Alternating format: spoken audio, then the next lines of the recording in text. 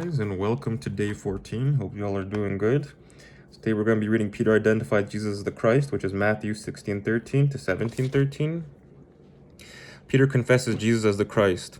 When Jesus came into the region of Caesarea Philippia, he asked his disciples, saying, "Who do men say that I, the Son of Man, am?" So they said, "Some say John the Baptist, some say Elijah, and others Jeremiah or one of the prophets." He said to them, "But who do you say that I am?" Simon Peter answered and said, "You are the Christ, the Son of the living God."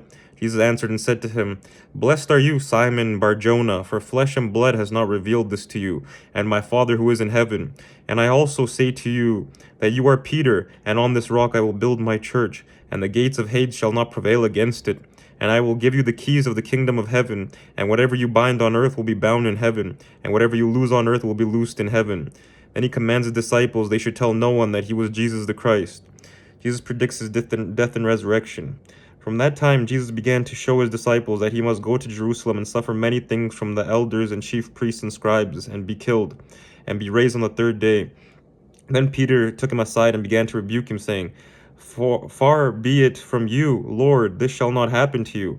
But he turned and said to Peter, "Get behind me, Satan. You are an offense to me, for you are not mindful of the things of God, but the things of men.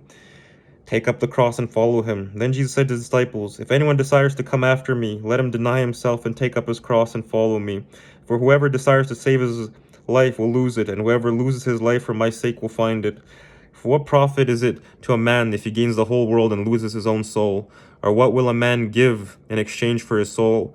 For the Son of Man will come in the glory of his Father with his angels, and then he will reward each according to his works. Assuredly I say to you, there are some standing here who shall not taste death until they see the Son of Man coming into his kingdom." Jesus transfigured on the mount.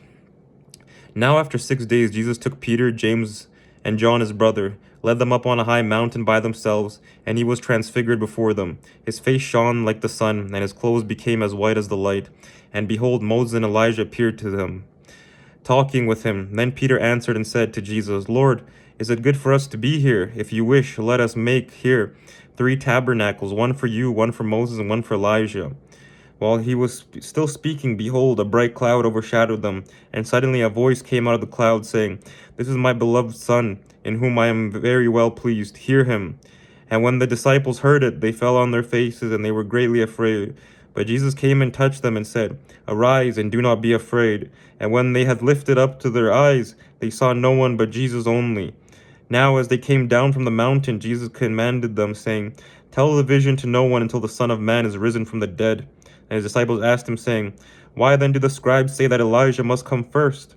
Jesus answered and said to them, "Indeed, Elijah is coming first and will restore all things. But I say to you that Elijah has come already, and they did not know him, but did to him whatever they wished. Likewise, the Son of Man is also about to suffer at their hands." Then the disciples understood that he spoke to them of John the Baptist.